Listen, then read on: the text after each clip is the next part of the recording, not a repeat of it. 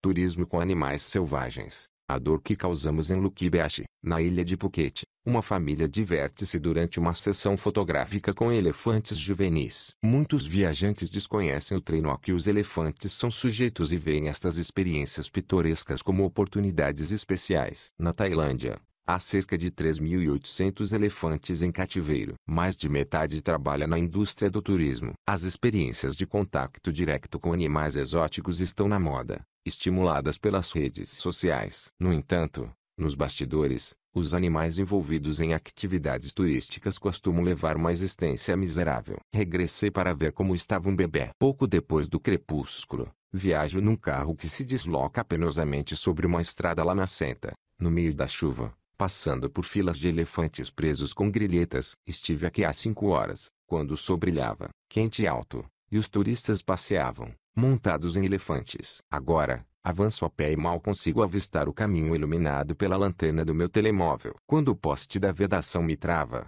sigo o caudal da água da chuva que desliza pelo chão de betão até atingir 3 grandes patas cinzentas. Uma quarta pata está levantada, fortemente apertada por uma corrente sufocada por um aro de espigões metálicos. Quando a fêmea de elefante se cansa e pousa a pata, os espigões enterram-se ainda mais fundo no seu tornozelo. Mena tem 4 anos e 2 meses, o equivalente a 2 ou 3 anos humanos. É portanto uma bebê grande. Kamon Kongkao, o seu maote, ou tratador, disse-me antes de ali chegar que Mena está presa com uma corrente com picos porque tende a dar coices. Kamon é o responsável por Mena no parque de aventuras com elefantes de Maetaman, perto de Chiang Mai, no norte da Tailândia, desde que ela tinha 11 meses. Disse-me que só coloca a corrente durante o dia e que a retira à noite. Neste momento, já é noite. Pergunto a Jin Laozen, o funcionário do parque de Maetaman que me acompanha nesta visita noturna, qual a razão para a corrente ainda estar a magoar o animal. Ele diz-me que não sabe. Maetaman é um de muitos parques com animais existentes em Chiang Mai,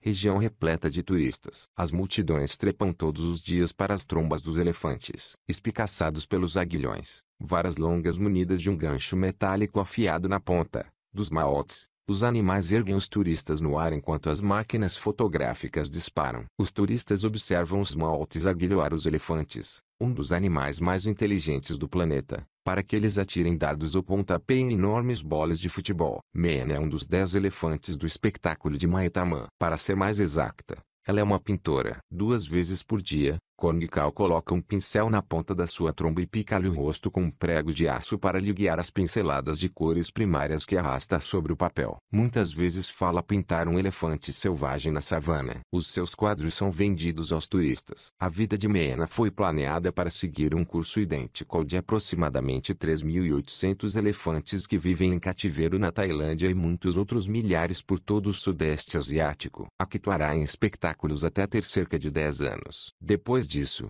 passará a ser um animal para montar. Os turistas sentar-se-ão sobre um banco amarrado ao seu dorso, realizando vários passeios por dia. Quando Mena estiver demasiado velha ou doente para ser montada, entre os 55 e os 75 anos, morrerá. Se tiver sorte, beneficiará de alguns anos de reforma. Passará a grande parte da vida acorrentada dentro de um estábulo. Os parques com animais selvagens, como o existente em Maetaman, atraem pessoas de todo o mundo para conviver com animais como Mena, representando uma fatia lucrativa da florescente indústria de viagens mundial. Atualmente, o número de viagens internacionais duplicou em relação ao de há 15 anos. 5 regras para observar animais selvagens. Descobrir como observar animais exóticos de uma forma humana pode ser confuso. Observá-los a uma distância segura em ambiente selvagem é o ideal, afirmam os defensores do bem-estar animal. Para avaliar o modo como as infraestruturas tratam os animais em cativeiro, pode usar como termo de referência as normas internacionalmente reconhecidas, inspiradas num relatório governamental do Reino Unido datado de 1965. Conhecidas como as 5 liberdades, são seguidas por grupos de bem-estar animal em todo o mundo e pelas associações de médicos veterinários do ZOA,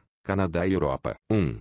Livres de fome e de sede. Procure locais onde os animais pareçam bem alimentados e tenham acesso permanente à água limpa. 2. Livres de desconforto. Repare se os animais dispõem de um ambiente adequado, incluindo abrigo, espaço amplo, área de repouso confortável e um lugar recôndito para se refugiarem das multidões. 3. Livres de dores, lesões ou doenças. Evite locais onde os animais tenham lesões visíveis ou sejam obrigados a participar em atividades que possam lesioná-los ou causar-lhes sofrimento, ou cujos recintos não estejam limpos. 4. Livres para exprimirem comportamentos normais, estar acorrentado, actuar em espetáculos e interagir com turistas, servindo para serem montados, posar para fotografias ou serem lavados por eles, não são atividades normais para um animal selvagem, mesmo nascido em cativeiro. 5. Livres de medo e tristeza, tenha consciência de que o treino baseado no medo, a separação das crias das suas progenitoras à nascença, os ruídos artificiais e as grandes multidões provocam estresse.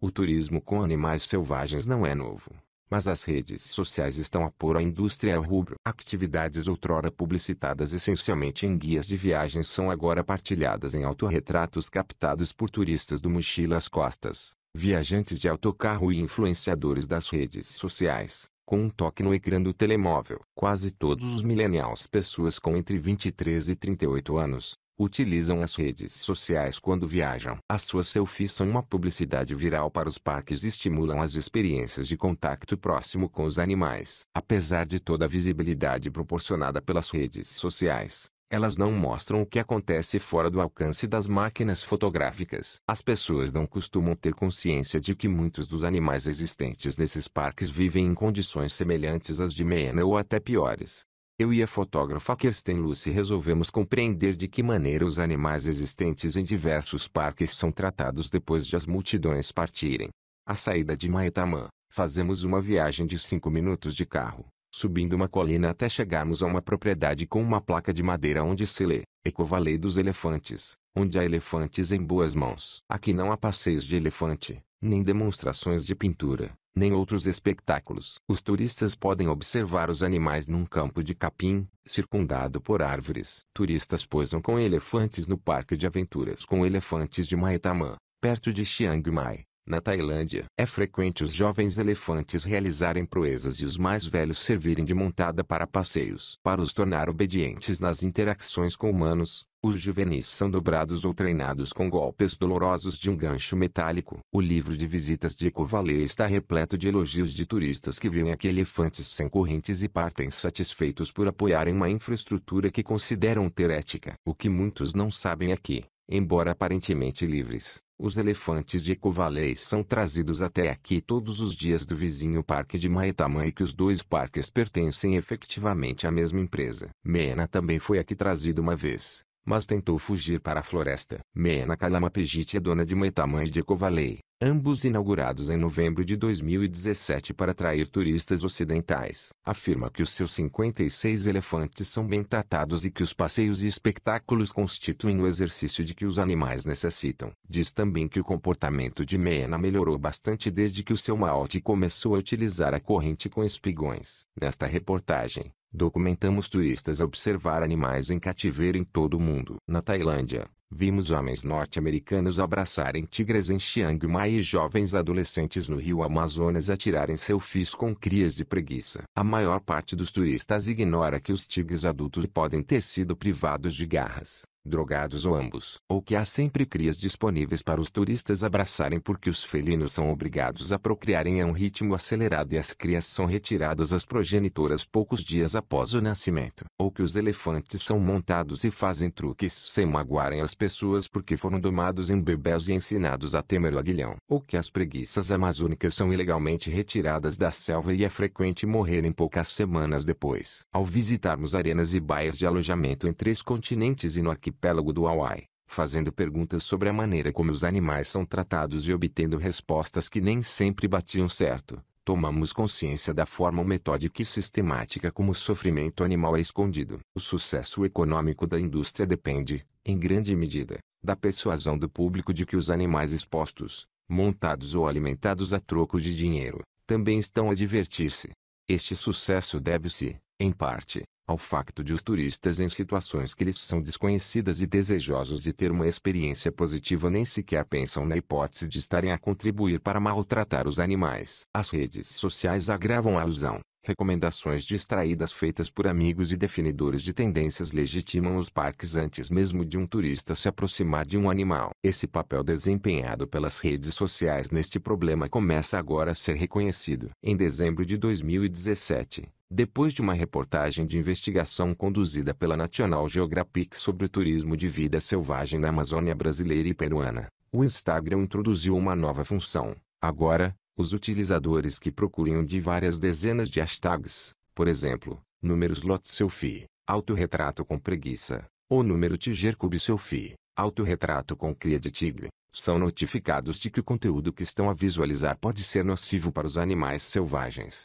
É fácil encontrar Olga Barantseva no Instagram, fotógrafa da Rússia, fotografando os sonhos. Lê-se no seu resumo biográfico. Encontra-se com os seus clientes para fazer sessões fotográficas em cenários naturais situados nos arredores de Moscovo, usando animais selvagens mantidos em cativeiro. Numa floresta dos arredores de Moscovo, Stepan, um urso castanho de 26 anos que é uma estrela nas redes sociais, senta-se entre uma modelo com asas de anjo e a sua dona, Svetlana Pantelenko. Fotógrafos residentes em Moscovo pagam 670 euros para captar a cena para suas contas de Instagram. Para comemorar os seus 18 anos, Saza Belova ofereceu a si própria uma sessão fotografada por Olga, junto de uma alcateia. Era o meu sonho, diz, enquanto mexe nervosamente nos cabelos, que foram penteados nessa manhã. Os lobos são selvagens e perigosos. Os lobos são mantidos em pequenas jaulas, num jardim zoológico para animais de companhia, quando não estão a participar em sessões fotográficas. A família Kravtsov também contratou Olga Barantseva para fotografar os seus primeiros retratos de família profissionais. Os 5 membros da família, tremendo e sorrindo na floresta de Bétulas, na companhia de um urso chamado Stepan. Há 6 anos que Olga fotografa pessoas com animais selvagens. Despertou como estrela, nas suas palavras, em 2015. Quando 2 ou 3 órgãos de comunicação social internacionais a descobriram na internet. O seu público cresceu explosivamente para mais de 80 mil seguidores em todo o mundo. Quero mostrar harmonia entre pessoas e animais, afirma. Num dia frio de outono, sob uma coroa de folhas de bétula douradas, numa colina a partir da qual se avista um lago de águas gélidas, Alexander Levin, de 2 anos e meio de idade, vestido com uma camisola às riscas amarelas e pretas a imitar uma abelha, segura timidamente na pata de Stepan.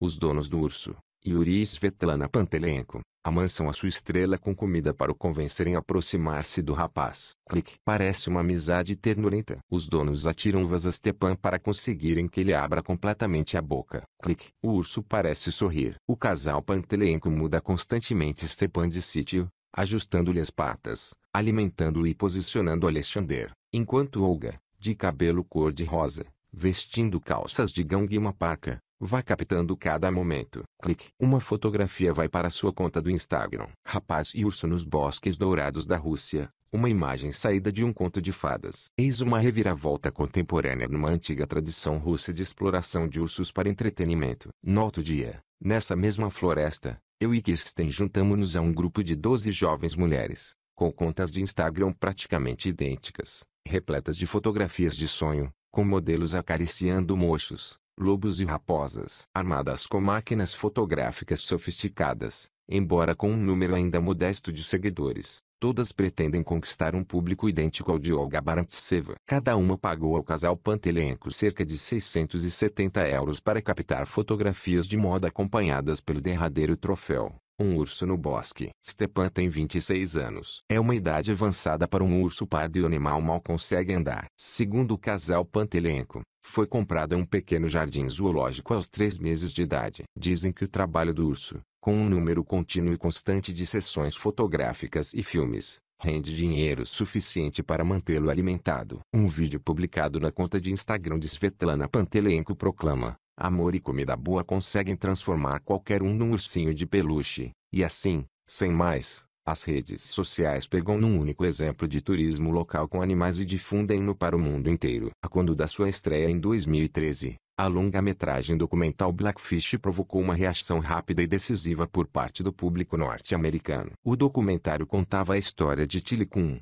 uma orca angustiada do céu em Orlando, Iowa, mostrando em pormenor existência que as orcas podem ser sujeitas em cativeiro. Centenas de milhares de espectadores indignados assinaram petições. Empresas com acordos de parceria, como a Southwest Airlines, cortaram relações com SeaWorld. O número de espectadores nos parques aquáticos do SeaWorld diminuiu e o valor das suas ações caiu a pique. James Regan reconhece que se sentiu chocado com o que viu em Blackfish. Em lua de mel no Hawaii com a sua mulher, Katie, este homem nasceu em Inglaterra, país onde o último parque de mamíferos marinhos fechou definitivamente as portas em 1993. Encontro-me com ele no Dolphincast Travel, uma empresa de turismo de luxo que vende experiências de mergulho com golfinhos, no Kaala Hotel e Resort, um hotel mesmo em cima da praia, imediatamente a leste de Honolulu. O casal Regan pagou €200 cada para nadarem com um golfinho roaz durante 30 minutos, integrando um grupo pequeno. Esta unidade da Dolphincast no Hawaii acolhe 6 golfinhos. A outra no arquipélago. Os golfinhos roazes são a espinha dorsal de uma indústria disseminada por todo o planeta. O negócio de mergulho com golfinhos baseia-se na interação, em piscinas, com golfinhos nascidos em cativeiro e golfinhos capturados em ambiente selvagem. A popularidade destas experiências que todos querem fotografar reflete a insensibilidade que rodeia as interações com golfinhos. No Ocidente, o público rejeita cada vez mais os espetáculos que obrigam animais a realizarem proezas atléticas ou divertidas, mas muitos ainda consideram a natação com golfinhos em cativeiro um rito de passagem clássico das férias. Katie Regan queria nadar com golfinhos desde que era pequena. O marido ri-se e descreve o que pensa da Dolphincast. Eles pintam um quadro muito bonito. Quando estamos na América, toda a gente sorri.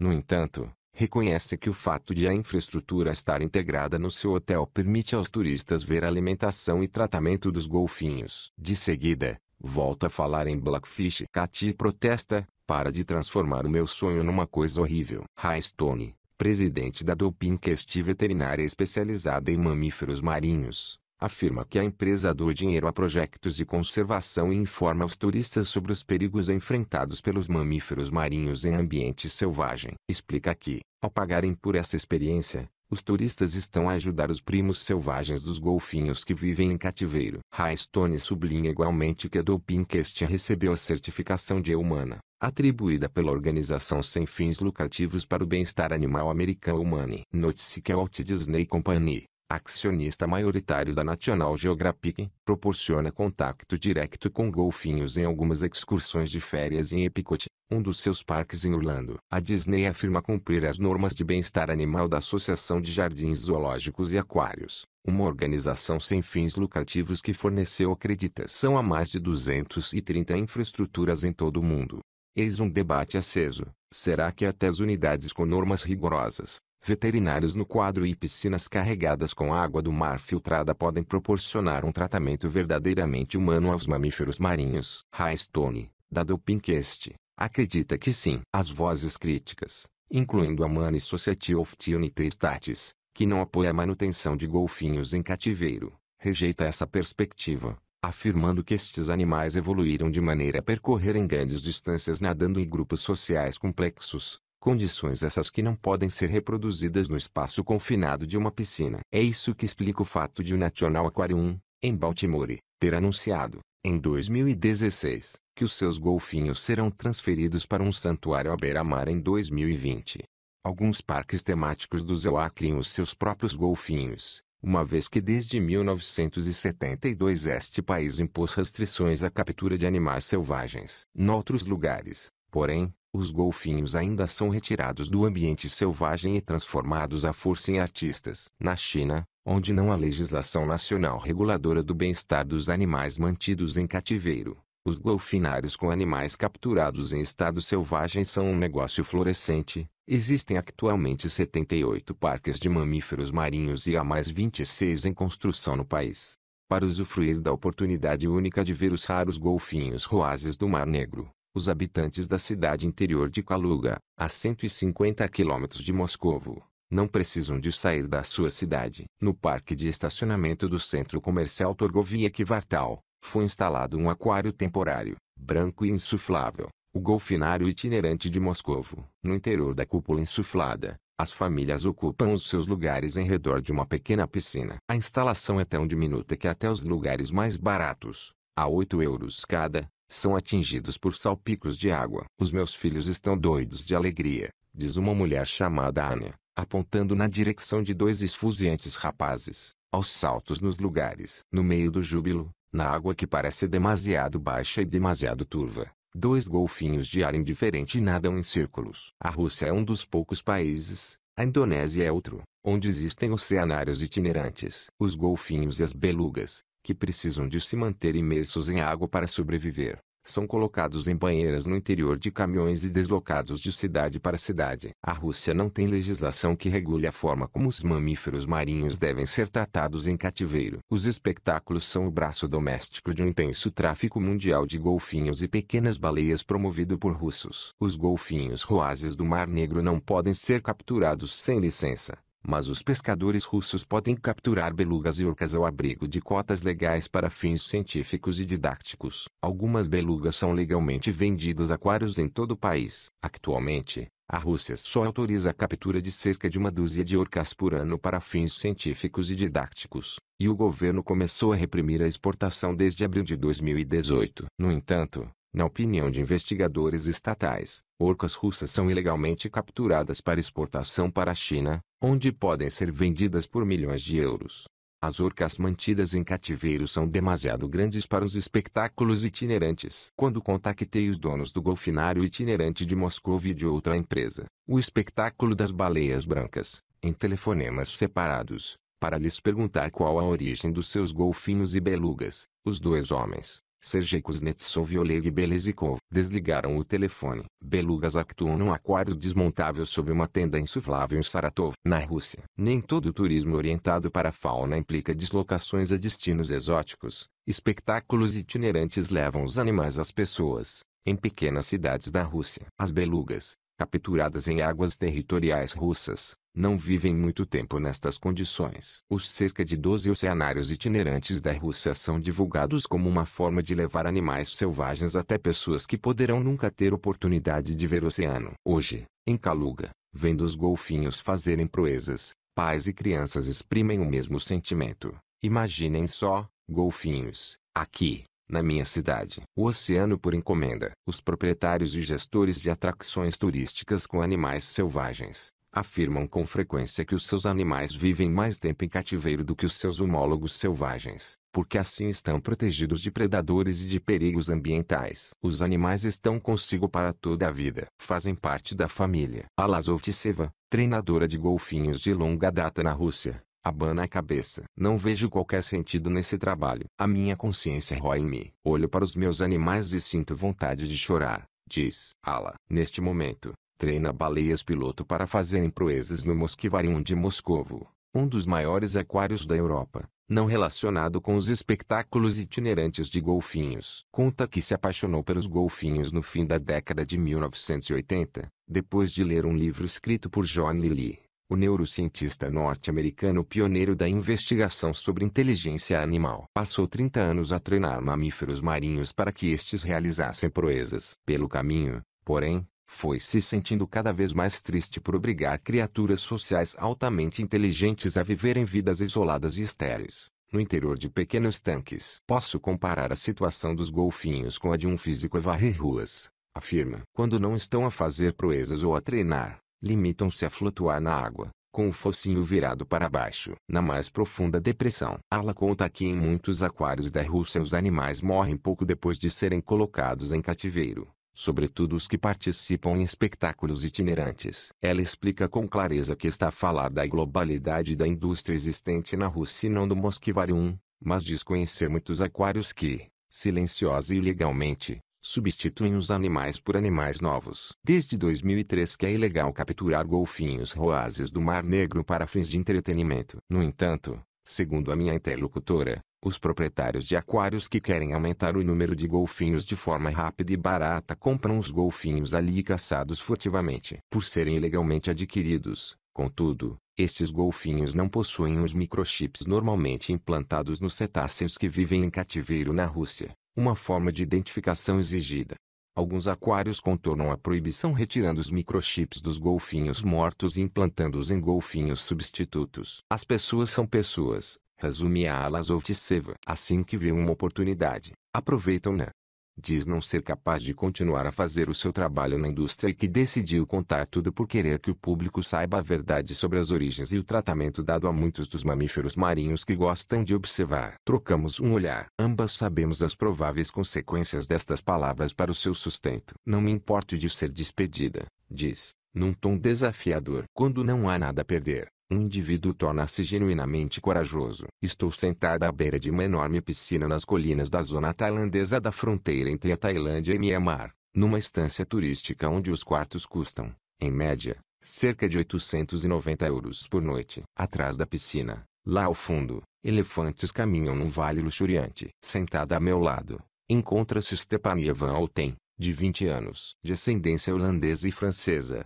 Nasceu e foi criada em Tóquio e estudou na Universidade de Michigan. A sua educação cosmopolita e a sua cara bonita são a mistura perfeita para as suas ambições. Tem o perfil exato para ser bem-sucedida como influenciadora no Instagram. É portanto uma pessoa com um número de seguidores suficiente para atrair patrocinadores que subscrevam as suas publicações e, consequentemente, as suas viagens, guarda-roupa e contas bancárias. Em 2018, marcas de moda, viagens e tecnologia, entre outras, gastaram cerca de 1.420 milhões de euros em publicidade com influenciadores nas redes sociais.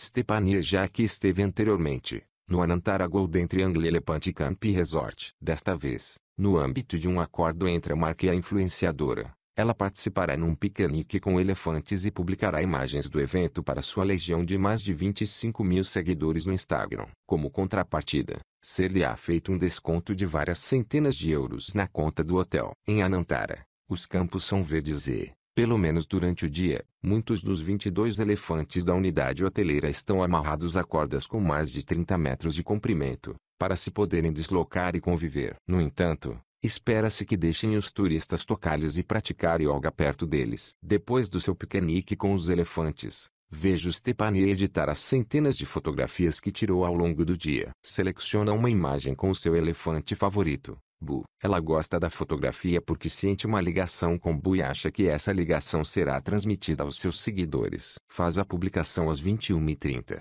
uma hora em que a maioria dos seus seguidores estarão ligados à internet. Acrescenta uma extensa legenda, terminando com a minha história de amor com esta criatura incrível. Hashtag números Topelepantrидing. De imediato, os gostos dos seguidores começam a acumular-se, mais de 1.000, bem como comentários com o emoji de corações nos olhos. Anantara está apenas ao alcance dos ricos ou de influenciadores destacados. Qualquer outra pessoa que deseje uma experiência semelhante pode fazer uma pesquisa num motor de busca e procurar, por exemplo, Santuário de Elefantes na Tailândia. Com o aumento da procura de experiências turísticas éticas, começaram a surgir unidades hoteleiras de preço acessível, que muitas vezes se intitulam santuários, disponibilizando contactos diretos humanos e próximos com elefantes. Tomar banho na companhia de elefantes. Os turistas dão-lhes banho com lama, salpicam-nos com água dentro de um rio, fazem ambas as coisas. Tornou-se uma atividade muito popular. Todavia, os elefantes que tomam banho, tal como os elefantes que são montados ou que actuam em espetáculos, precisam de ser, em certa medida, domados para se tornar obedientes. Em Bantaklang, uma minúscula aldeia na região oriental da Tailândia, casebres modestos pintam a região cor de carmim. Em frente de cada casa, existe uma ampla plataforma de bambu. No entanto, a primeira nota em que reparo é nos elefantes. Algumas casas têm outras chegam a ter 5. Encontram-se debaixo de oleados, telhados de chapa metálica ou árvores. Alguns estão em grupo, progenitoras e crias, mas a maior parte são solitários. Quase todos os elefantes têm correntes nas patas, ou pés, algemas que unem as duas patas dianteiras. Na Tailândia, Bantaklang, conhecida como a Aldeia dos Elefantes, é o principal centro de treino e comércio de elefantes em cativeiro. São elefantes domésticos, corrige Sri Sombron. Junto da sua plataforma no exterior, uma cria de 2 meses corre junto da mãe. Sri aponta na direção do outro lado da estrada para o terceiro elefante a seu cargo, um macho de 3 anos amarrado a uma árvore. O animal sacode a cabeça para trás e para frente, varrendo o ar à sua volta com a tromba. Parece que vai enlouquecer. Está no meio do seu treino e revela-se um bom pintor, diz Sri. Já foi vendido e, quando o treino terminar, começará a trabalhar num campo de turistas no sul do país. Bantaklang e a região em seu redor, integradas na província de Surin, reivindicam a proveniência de mais de metade dos 3.800 elefantes mantidos em cativeiro da Tailândia. Muito antes da enxurrada de turistas, já era o centro do comércio de elefantes. Os animais eram capturados na selva e domesticados para o transporte de troncos. Agora, todos os anos, em novembro, centenas de elefantes oriundos desta região são apresentados, comprados e vendidos na principal cidade da província, Surin.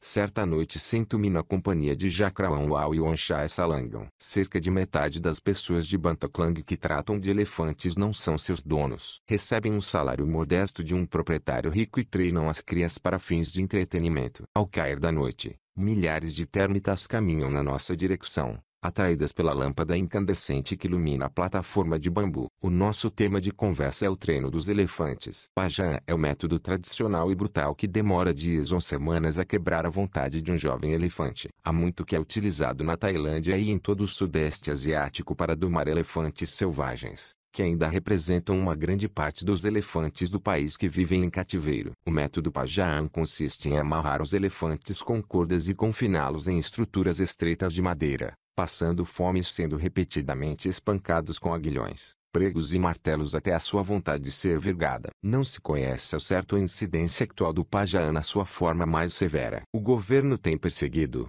desde 2012, a importação ilegal de elefantes retirados das florestas do vizinho Mianmar, principal origem dos animais da Tailândia capturados na selva. Gluayon, um elefante de 4 anos treinado para executar proezas diante de turistas, está acorrentado a um poste na Quinta Jardim Zoológico de Crocodilos de Samut Prakan, perto de Bangkok. Não consegue apoiar a pata direita dianteira, já inflamada, e na têmpora, tem uma úlcera ensanguentada, resultante do tempo em que está deitado no chão.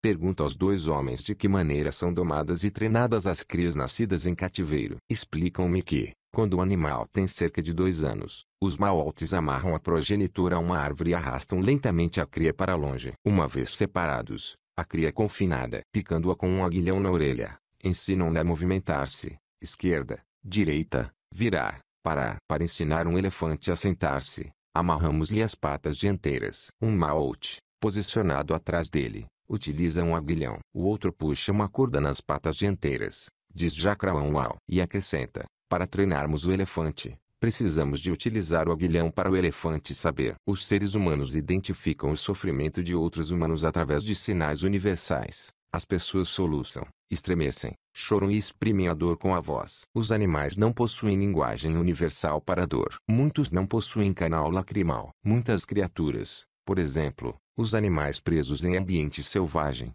mascaram os sintomas de dor para não se mostrarem fracos diante dos predadores. Reconhecer que um animal não humano se encontra em sofrimento é difícil e frequentemente impossível. Mas nós sabemos que os animais sentem dor. Todos os mamíferos têm uma neuroanatomia semelhante. As aves, os répteis e os anfíbios possuem receptores da dor. Há uma década, os cientistas tinham recolhido mais provas da dor sentida pelos peixes do que da dor sentida pelos recém-nascidos humanos. Uma criança de 4 anos com espigões espetados na carne exprimiria sua dor gritando. Um elefante de 4 anos limita-se a ficar parado no mesmo sítio, à chuva, sacudindo a pata no ar. De todos os animais em sofrimento silencioso que vi em piscinas e jaulas pelo mundo fora, as piores recordações que guardo são de um elefante e de um tigre. Viviam na mesma instalação, a Quinta Jardim Zoológico de Crocodilos de Samut Prakan, cerca de 25 quilômetros a sul de Bangkok. O elefante, Gluayon, de 4 anos, estava guardado sob um estádio. O tigre idoso,